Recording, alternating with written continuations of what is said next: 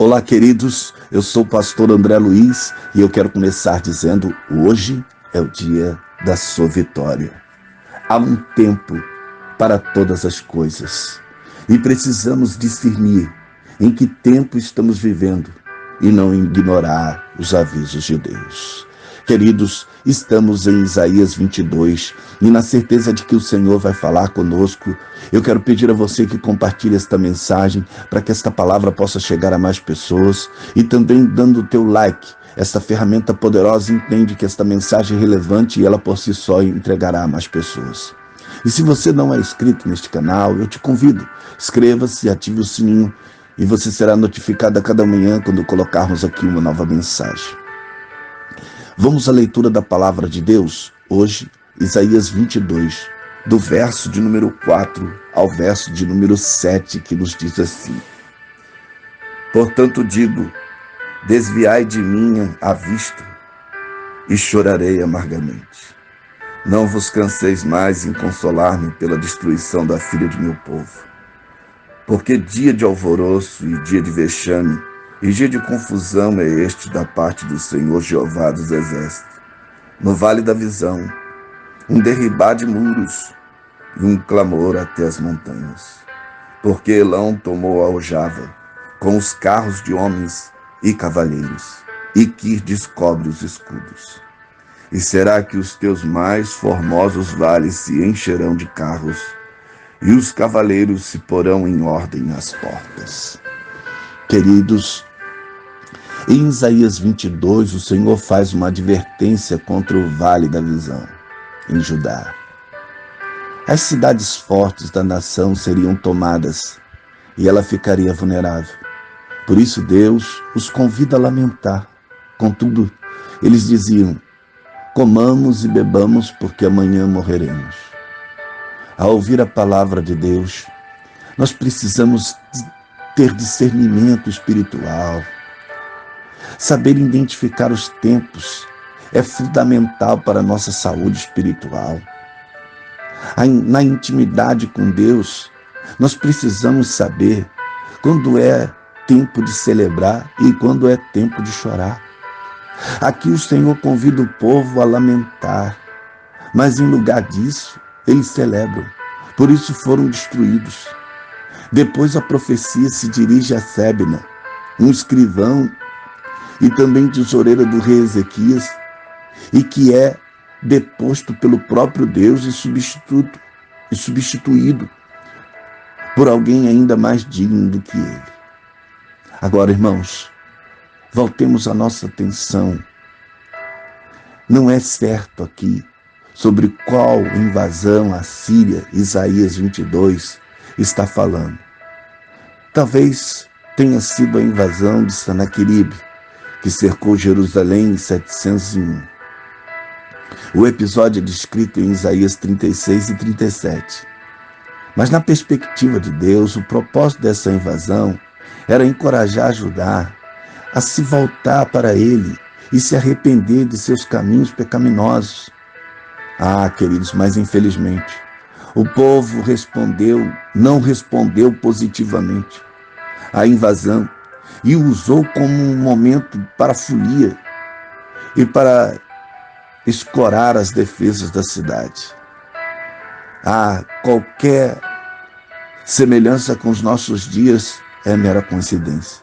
Porque quando o mundo era sacudido pela pandemia, nós tivemos notícias de muitas pessoas que ignoraram completamente aquela situação e fizeram folias e festas, ignorando completamente aquele tempo e este tempo tão terrível que vivemos.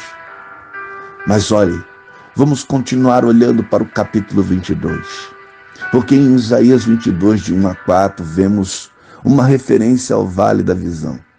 Frequentemente, Jerusalém é chamado de montanha, por exemplo, Monte Sião. Mas veja, aqui a cidade é chamada de vale.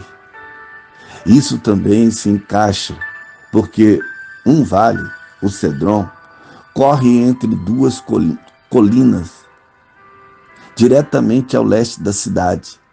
E desta cidade, Deus está falando revelando a Isaías. Por isso foi chamado de Vale da Visão. Jerusalém estava cheia de pessoas das cidades e vilas vizinhas a Judá, porque Sanaqueribe registrou a captura de pelo menos 46 cidades de Judá. As pessoas importantes escaparam mas foram capturadas pelos assírios. E as pessoas que ainda estavam dentro da cidade de Jerusalém subiram nos telhados planos para observar o inimigo fora dos muros da cidade, porque o avanço assírio causou a destruição de muitos do povo de Isaías, algo que levou o profeta a lamentar. Jerusalém estava sendo sitiada e as pessoas dentro das muralhas nada podiam fazer a respeito. O povo percebeu que o avanço do inimigo até os próprios muros de Jerusalém era um dia de julgamento trazido pelo Senhor Todo-Poderoso. O ataque não foi casual. Veio por causa da desobediência do povo.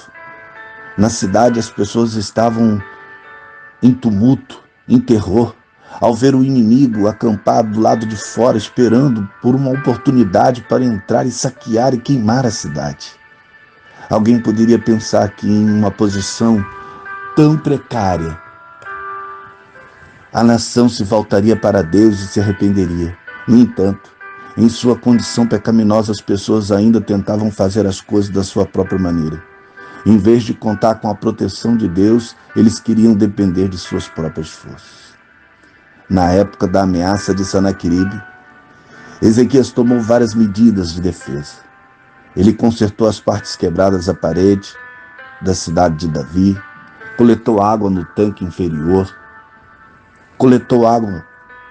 demoliu algumas casas para utilizar o seu material na reparação dos muros para fechar as brechas da parede, preservou o abastecimento de água da cidade e um reservatório entre as duas partes. Mas veja que tudo isso não seria capaz de livrar a cidade se a mão forte de Deus não estivesse ali. E este capítulo encerra com uma profecia sobre Eliaquim. Porque em Isaías 22, do verso 20 até os 5, há uma profecia referente a Eliaquim, um administrador do palácio, um homem piedoso, que ocuparia uma importante posição, a posição de Seba. Eliaquim também esteve envolvido nas negociações com Sanaqueribe. E a gente pode ver isso em 2 Reis 18, 26 e também verso de número 37. Ele seria um líder respeitado como um pai para os judeus e um administrador fiel que tomaria decisões sábias, em contraste com o de Sebna, que deveria ser rejeitado. Eliaquim deveria ser como uma estaca bem encravada, um alicerce firme para a nação. Ele seria uma pessoa honrada e faria com que o seu povo, o seu nome, melhor dizendo, e de sua família fosse bem conhecido por pessoas humildes e por membros da família mais influentes. No entanto, Isaías avisou que eventualmente até mesmo essa estaca terminaria, significando que o reino de Judá seria levado ao cativeiro. Queridos, 5 coisas aprendemos aqui. Primeiro, o contraste entre a rebeldia cega de Jerusalém e a assombrosa visão de Isaías e seus governantes egoístas fugindo da cidade, abandonando-a ao saque. Também a visão detalhada de Isaías do alvoroço, da derrocada da cidade. Isaías também indicia Jerusalém por confiar nas próprias defesas em vez de confiar no Senhor. E também Isaías condena o comportamento da cidade, que festeja em vez de arrepender-se e de buscar a Deus. E a visão final, que confirma ser essa última apostasia a causa da destruição de Jerusalém. Queridos, nós precisamos discernir em que tempo nós estamos vivendo e nos colocarmos na torre de vigia, em oração. Por isso, eu quero convidar você nessa manhã a orar comigo. Querido e eterno Deus, Pai, em nome do Senhor Jesus nesta manhã, que possamos discernir em que tempo nós estamos vivendo, porque há tempo para todo propósito debaixo do céu. Há tempo de chorar e há tempo de sorrir. Há tempo de guerra e há tempo de paz. Que possamos discernir em que tempos estamos vivendo e nos colocar em prontidão para não sermos pegos de surpresas pelo inimigo. Deus, guarda a nossa casa, a nossa vida e a nossa família neste dia. Esta é a oração do teu servo, em nome de Jesus. Amém. Queridos, eu vou ficando por aqui, mas eu quero pedir a você que compartilhe essa mensagem e dê o teu like para que ela possa chegar a mais pessoas. Eu vou terminar dizendo: Deus abençoe a tua casa, Deus abençoe a tua família, Deus abençoe a tua vida, em nome de Jesus.